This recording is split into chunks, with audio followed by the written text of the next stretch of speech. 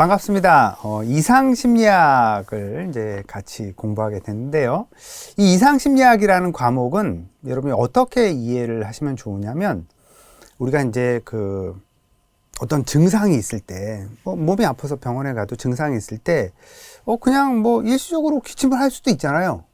근데 일시적으로 기침을 하는 건지, 감기인지를 이렇게 구분을 해야 될 거 아닙니까? 그렇죠? 그럼 전문가가 이렇게 봐서 이렇게 구분을, 이건 일시적인 기침이네요.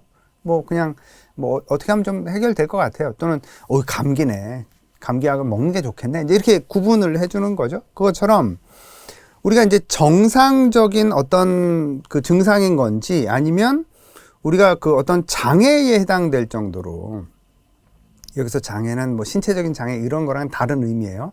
정신적인 어떤 장애, 정신장애에 해당되는 건지 요거를 구분하는 기준을 배우는 게 이제 이상심리다, 이렇게 보시면 됩니다. 그래서 여러분이 이제 이상심리를 쭉 이렇게 공부를 하시고 나면 사람들이 보이는 가장 대표적인 게 우울이라고 간주를 한다면, 사람들이 이제 우울을 누구나 경험을 하죠. 그래서 일반적으로 사람들이 경험할 수 있는 수준의 우울과 우리가 이제 장애 진단을 내려야 되는 수준의 우울을 이렇게 구분해서 이건 장애에 해당되는구나 라고 하는 이런 것들을 이제 배우게 된다, 이렇게 보시면 되고요.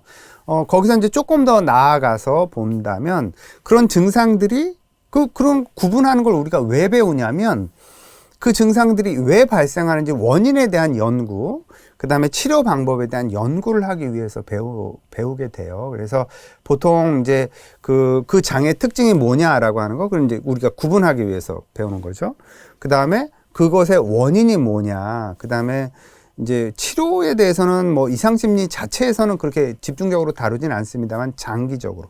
그러니까 나중에 심리상담이나 심리치료 이제 영역으로 넘어가면, 그걸 우리가 치료할 때는 우리가 어떤 방법으로 접근해서 치료를 하는가라고 하는 거, 요런 것들이 이제 다뤄지는 게 이제 이상심리에서 다뤄지는 거다, 이렇게 보시면 됩니다. 시험을 준비하실 때는 이상심리 과목은 사실은 어려운 과목은 아니에요. 그런데 이제 여러분이 뭐가 좀 헷갈리실 수 있냐면, 진단 기준들, 그 장애로 진단하려고 하면 이제 진단 목록들이 있거든요.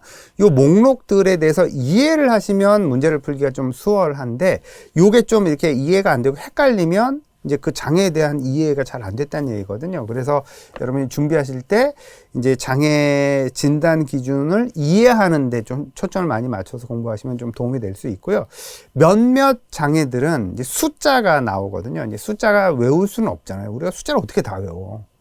외울 수 있으면 외우시면 되는데, 저는 못 외우거든. 근데 이제 그 숫자가 좀 중요한 이제 장애들이 있어요. 그래서 그 숫자들에 대해서 제가 이제 요거는 이제 숫자가 좀 중요해요, 이렇게 얘기하는 것들이 있거든요. 그래서 그것들은 좀 여러분이 좀 어렵더라도 외워주시면 나중에 이제 시험 볼 때 훨씬 더 이렇게 효율적으로 충분히 이제 좋은 점수를 받을 수 있기 때문에, 고교의 포인트를 맞춰서 여러분이 준비하시면 좋은 성적을 받을 수 있는 그런 과목이에요. 그래서 즐겁게 공부를 했으면 좋겠습니다.